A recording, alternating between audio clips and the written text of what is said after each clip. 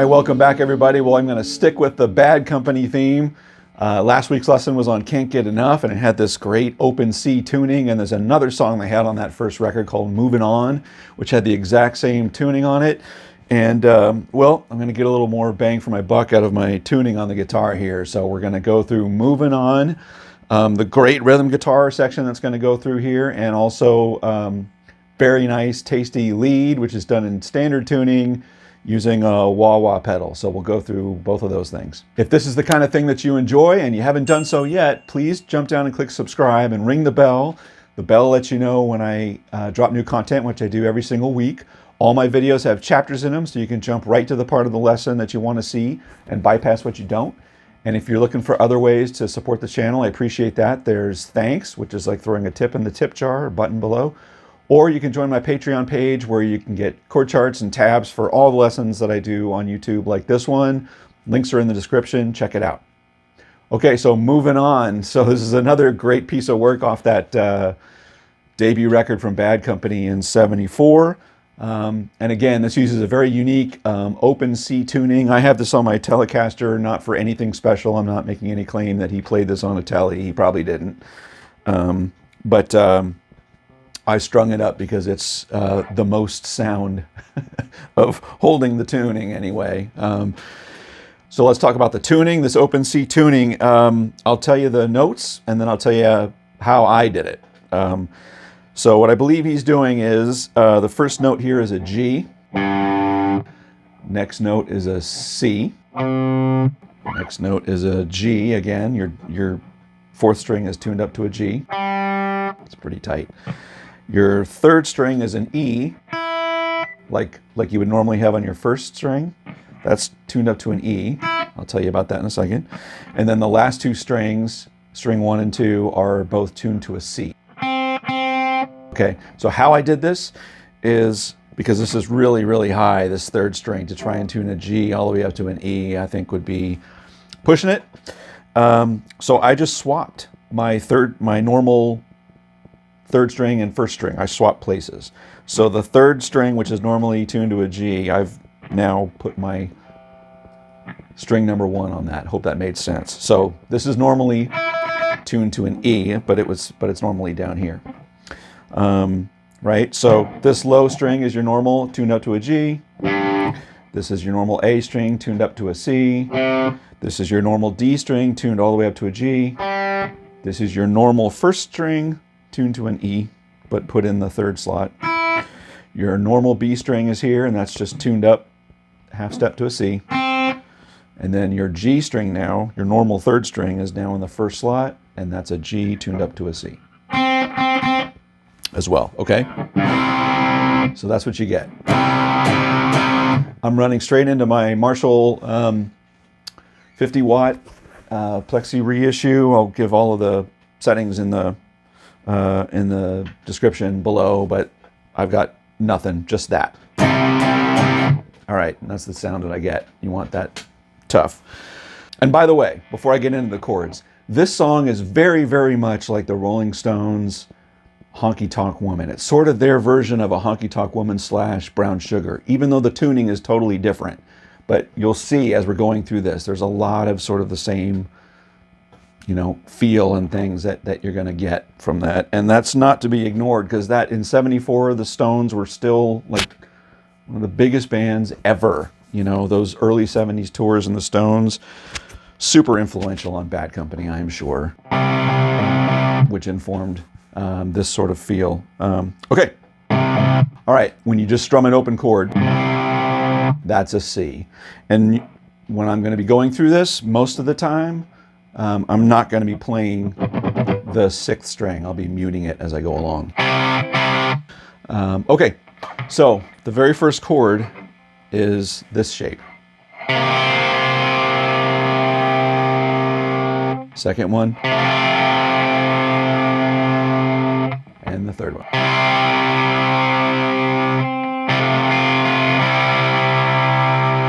See how those all fit, just fall into place, right, when you get this tuning.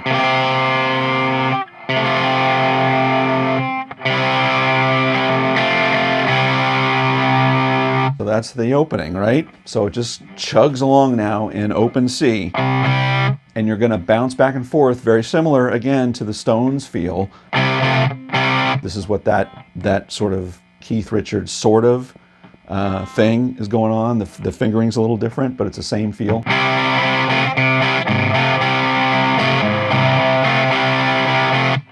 Right? So whenever you have a open chord, you can lay that on top of it. And you get that sort of half move to the, it's as if you're moving to a fourth, sort of. Right? So up to your seventh. Same chord formation. Back to your open. 7.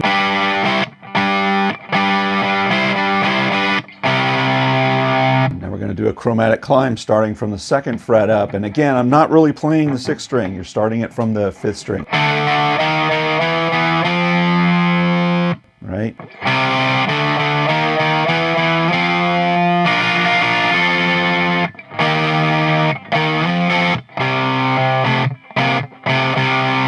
There's another variation. Playing that 3rd string.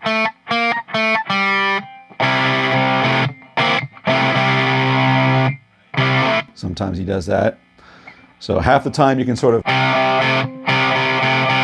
and the other times you can add on the, just play it loose. So,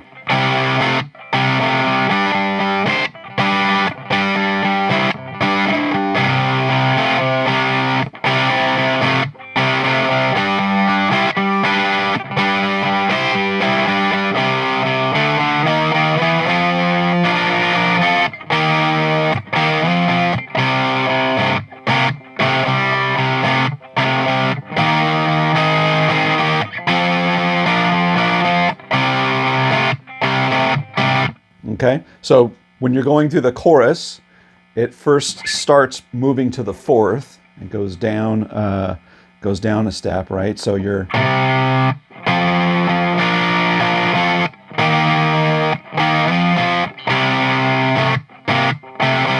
that's the first half. The second half climbs, so it doesn't go to the 5th fret. It starts at the 3rd and moves to the 5th fret.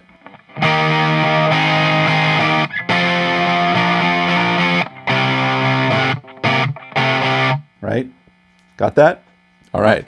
And then here's another sort of call again to that honky-tonk woman sort of feel. This little fill that he does, and he does it something similar at the very end of the song too, right? But it's like this. That's that little fill that he does. Right? So putting that in context.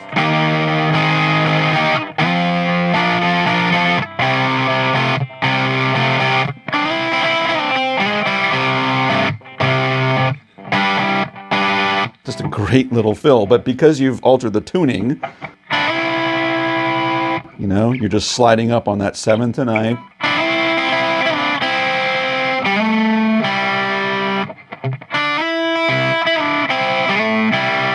Tell me that's not honky-tonk woman light, you know? Okay, so that's sort of the verse formation and the chorus formation.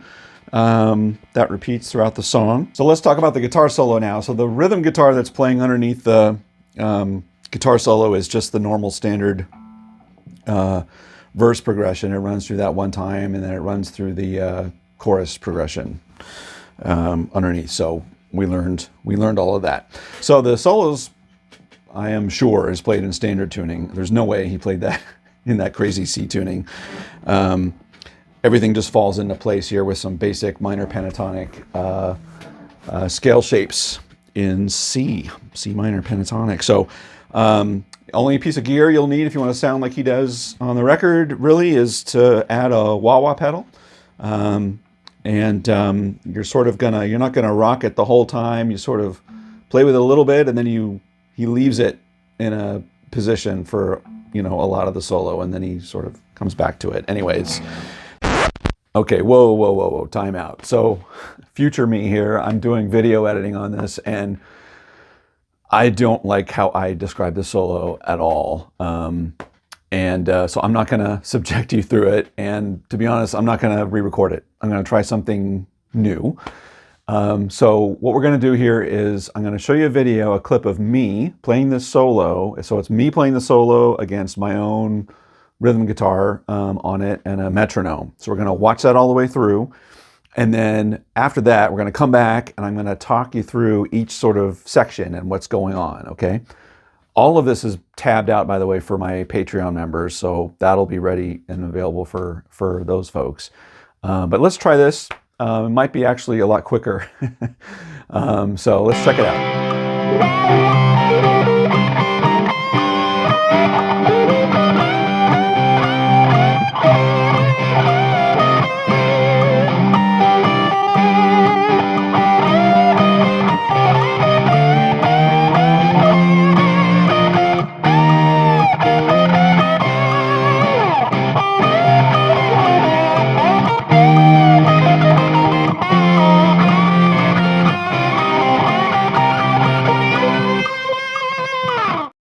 Okay, so the first thing I'll say is notice that the solo and the intro, it's at normal, I'm going to call it the number one position. It's the sort of E bass, C minor pentatonic position at the 8th fret, right? It's sort of that Chuck Berry-ish intro where you bend the G string and into it. So that's where the solo is starting. And the wah-wah is sort of cocked back a little bit, and he doesn't like rock it all the way forward. It's still sort of muffled in the beginning, right? It's that sort of sound. And then from this point on until the end, I think that wah-wah, he leaves it cocked back a bit. You know, I don't think I had the right tone on my solo, but he leaves it there. And then he comes back to it at the very end, which we'll see. But anyway, so starts off in this position, and then immediately it goes up to I'm going to call it position 3. So based on the 15th fret on the A string, it looks like this. So this is where most of the solo is going to happen, where all of those licks sort of fall right in place. So let's look at that.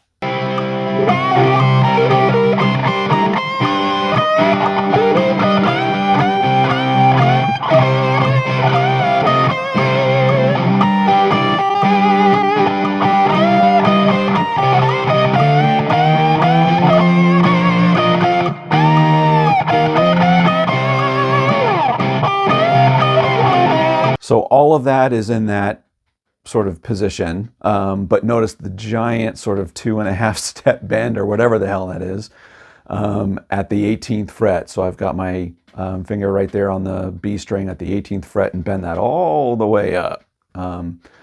So that's all the way up and down. So that's like echoing back to Eric Clapton kind of stuff, but just wanted to call that out. Okay, and let's see where it goes next.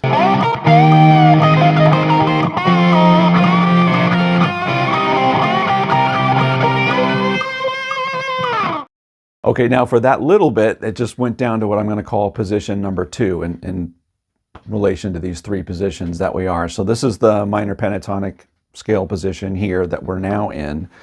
And you might not have noticed, but notice how the notes were very staccato there.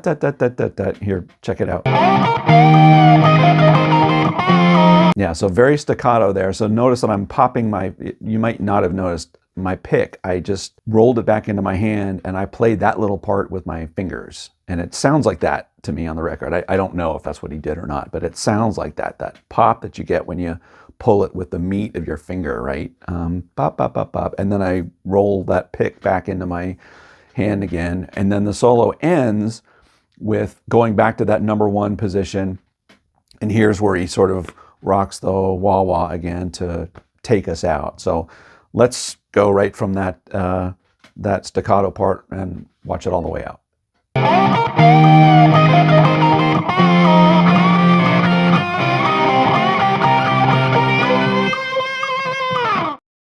Okay, so that's my play-by-play of this. We'll see how this plays. Let me know in the comments what you thought about if this is a cool way to sort of narrate the solo rather than talking it all the way through like I've done in the past. Anyway, let's listen to it one more time, and I'll put it at like 80% speed so you can see it slow down just a little bit, and you can see those changes between the positions much more clearly. So we'll watch that, and then we'll jump right back into the lesson to close out the song.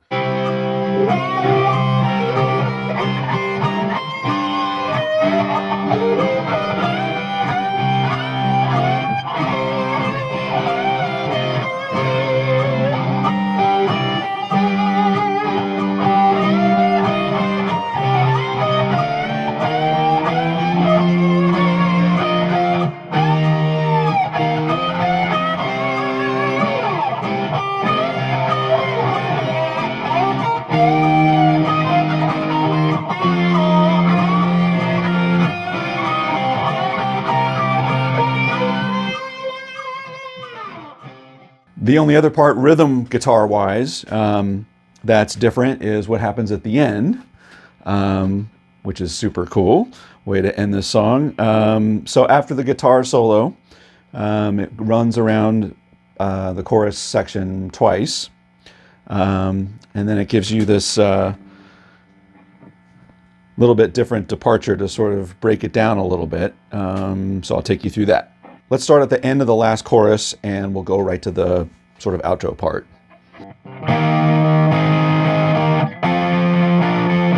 Jump up to 12.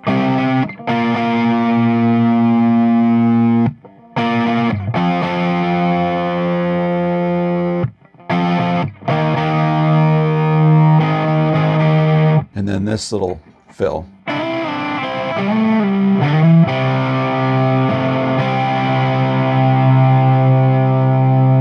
That is so honky tonk woman, right?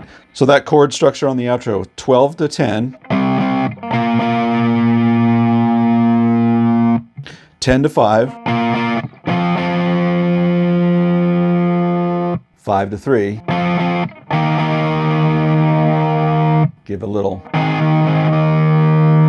right? And then your little riff at the end starts on the D string at 7th. You're just doing this sort of slide thing between 7th fret and 9th fret, and you're going to do this on the D string and the A string and the 4th string, the 5th string and the 6th string. And you're going to hit those open strings.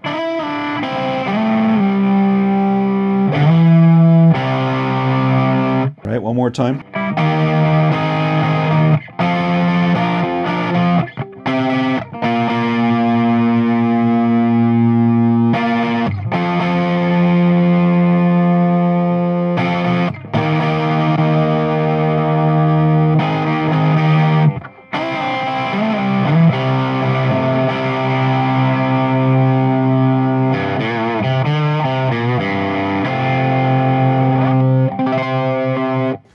That was me.